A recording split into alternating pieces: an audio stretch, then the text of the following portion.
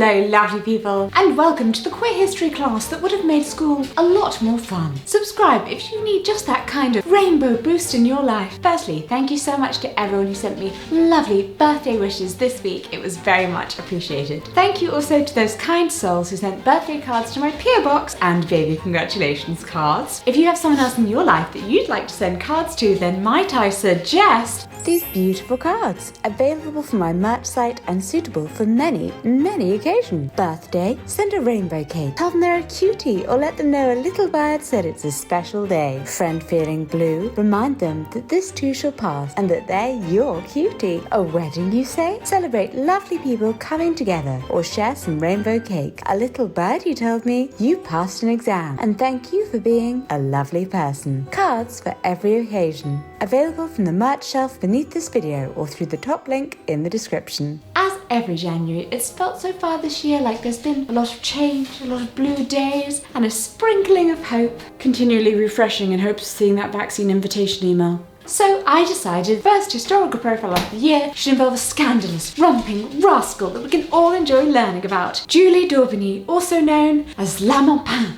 Thank you so much to my Twitter followers for helping me to pronounce that name. I will attempt to get it correct throughout this video. Unsurprisingly, when you can't hear things, it is actually quite difficult to learn new words, so I have to kind of navigate through broadening my vocabulary based entirely on a lexicon that I experienced before the age of 15, but also after the age of 5-ish, because I couldn't hear before then either, so. La Maupin was an opera-singing, swashbuckling, bisexual badass, and I can't wait to tell you all about her. If this is your first time joining us for a historical profile, then click the link in the description or the card in the top left of the screen for access to the playlist and to find out about more disabled or LGBTQ+ historical figures. Basically, those really cool people that you should have learned about in school, or people you did learn about in school, but you didn't learn about how extra cool they were. It's hard to know exactly how many of the accounts of La Maupin's life are entirely factual. I mean, goodness, they can't even all agree on her first name. Some call her Emily and others Madeline. And I've left out a few of the more improbable tall tales about her from this video so that we can truly enjoy what's left, since it's A, probably true, and B, pretty darn exciting in itself. Some people are simply created to be impressive, and she was certainly one of them. Born in 1673 to Gaston d'Aubigny, a secretary to, yes, I am about to butcher some more French words. Yes, I am sorry about it. Yes, being both dyslexic and rapidly losing my hearing did make being forced to take French in school a really special kind of torture. He was the secretary to Louis de Lorraine-Guise, Comte d'Armagnac. Sure, it's on screen. The master of the horse for French King Louis XIV. She was taught from a young age by her sword-master father how to ride a horse like a man, fence like a man, and dress like a man to avoid detection for doing unladylike things. Either he was a wonderfully supportive father or one of those who can only connect with their child if they're interested in the exact same thing. No, it was definitely the latter. He was the man in charge of training Louis XIV's pages. He would fence non-stop during the day and spend his evening in gambling dens, bars and brothels with his daughter, which is odd considering he was also obsessed with her chastity and threatened to kill any man who made a move on her. She was a smart cookie though, and in 1687 realised that the easiest way to get around that was just to sleep with her dad's boss, the Count d'Armagnac, who he definitely couldn't kill. The Count d'Armagnac then had her married to Sieur de Maupin of Saint-Germain-en-Laye. Why do I do this to myself? I don't know. She became Madame La Maupin, thanks Twitter, or simply La Maupin, per French custom. The Count had her husband shipped off to an administrative position in the south of France, because, you know, who needs husbands? But it kept her in Paris for his own purposes. Ew. Think about the dates and then get back to me. It's ew. She was easily better at sword fighting than all of the boys in her class, and swore that when she grew up, she would outpace them as a man, as well as being, well, what else would you want to be in the 17th century? A dashing, dueling, celebrity rogue. I'm sure there were many other things people wanted to be in the 17th century, like well-fed and vaccinated.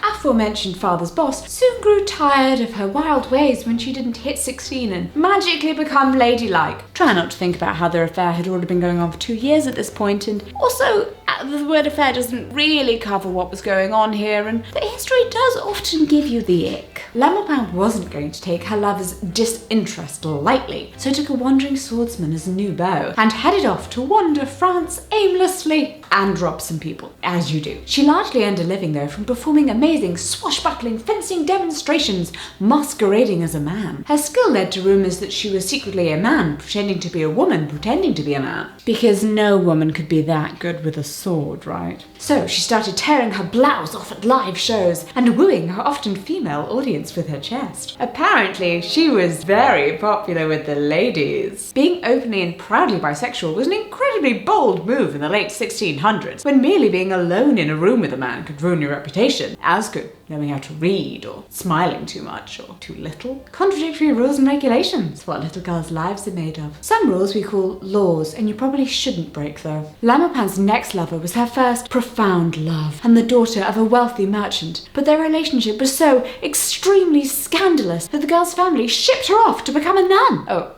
that didn't stop the insatiable La Maupin, though, who promptly enrolled in the convent too and started sleeping with her there. Oh, that wasn't going to be tolerated. And neither of the girls were like that keen on the godly life. So, undeterred by moral piety, La Maupin just simply exhumed the body of a recently expired nun, dragged the corpse into her girlfriend's bedroom, and just set the whole convent on fire before fleeing. It's fine.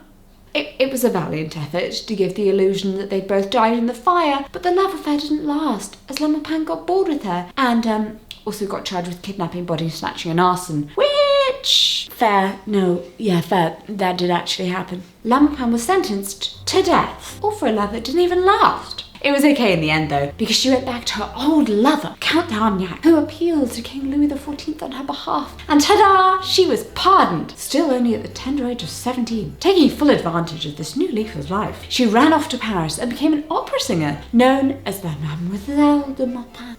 According to local press at the time, she was received with rapturous applause. Bear in mind that opera singers were the entertainment celebrities of the day, but the fun ones, not like the ones with pretty hair and coordinated Instagram feeds. No, opera singers were the rock stars of the 17th century. When another opera singer, Damanel, started bad-mouthing her and some other women, she just ambushed him, pushed a sword in his face, and then when he refused to duel with her, simply beat him with a cane until she stole his snuff box and watch. The next day, she caught him complaining that he'd been assaulted by a gang of thieves, so she publicly called him a liar and threw his property back at him, declaring that she alone had beaten him up. And then she attended a royal ball dressed as a man and spent most of the evening courting a young woman, which deeply annoyed the woman's 3 suitors. When La Maupin pushed things a little further and kissed the young lady in full view of everyone, they challenged her to a duel. She fought all 3 and won, potentially killing them in the process,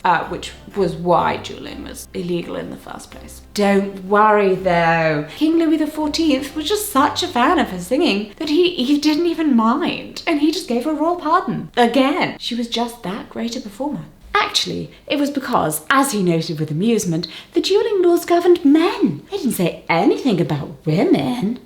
To be fair, accounts are mixed on the actual levels of deadness of the suitors, and all of this was before she even turned 20. Indeed, she made some excellent friends and conquests through her singing, including a man named d'Albert, who didn't start things off well by attempting to pick her up with the line, "I've listened to your chapping, but now tell me of your plumage."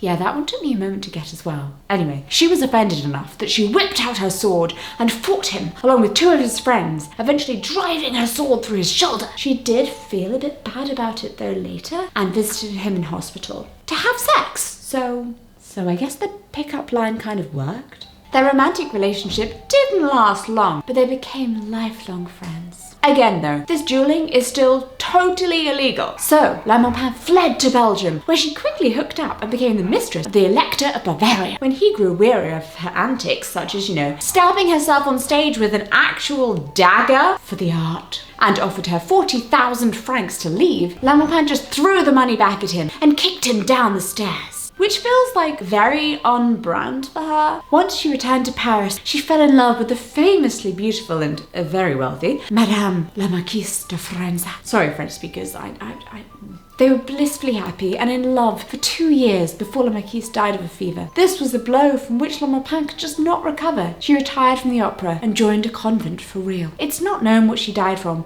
but she passed at 33, having lived a remarkably full life of adventure and drama. Contemporary accounts of her life story were then written, largely by men who were horribly offended by her action and by the fact that La Maupin just always won. They framed the tales in various pearl-clutching ways as a morality tale, adding the twist that not only did she join a convent again, but she also reunited with her husband. Totally okay if you forgot she was married throughout that. Same. I mean, I don't think she remembered either. It's annoying, although here we have a really fun and impressive bisexual figure to look up to and cherish. The only way that we're really going to know anything about her is through the disapproving gaze of a morality tale, but isn't that often the way? Who even wants to read about a goody two-shoes anyway? What a boring life. She says, fully aware of the fact that she only ever got in trouble for school for wearing the wrong colour socks, and that was just because my mother hadn't washed them. So I'm not high up there in the rebel list. I mean, I also used to get in trouble for falling over too much, and I mean, I don't think the yelling actually helped with that one, so. So, did La Maupin really have a change of heart and mend her wild ways? Well, I think we know not to take morality stories literally, so I very, very much doubt it. French poet and dramatist Théophile Gautier was asked to write a story about d'Aubigny, but instead produced the novel Mademoiselle de Maupin, published in 1835, taking aspects of the real La Maupin as a starting point, but then kind of running a little up. He viewed her life as being lived all for love. In the book, d'Albert, the chap that she stabbed through the shoulder for hitting on her, then had sex in a hospital bed with, and his fictional mistress, Brisette, are both in love with the androgynous Théodore Desraines. That was a made-up word that sounded a bit French. It's a... yeah. Who neither of them knows is really Madeleine de Maupin. The book integrates a performance of Shakespeare's As You Like It, which also had fun with gender and sexuality. As a part of this, La Maupin, who is passing as Theodore, plays the part of Rosalind playing Ganymede, mirroring the cross-dressing japes of the original play. The book's celebration of sensual love regardless of gender was radical in the 19th century, and it was banned by a number of authorities, including the New York Society for the Suppression of Vice. Interestingly, while La Maupin's life was certainly exceptional, her cross-dressing and open affairs with women weren't actually unheard of back in the 17th century. There are records of other women who lived by the sword and of other lesbian couples who also lived together. What is most interesting about her life, though, is just the dizzying pace of it. Most of the exciting things happened before she was 20, and I actually cut out this whole round trip around Europe side quest for disputable accuracy. What isn't in doubt, though, is that she was a woman who flouted conventions of class, gender, society, marriage, and the law.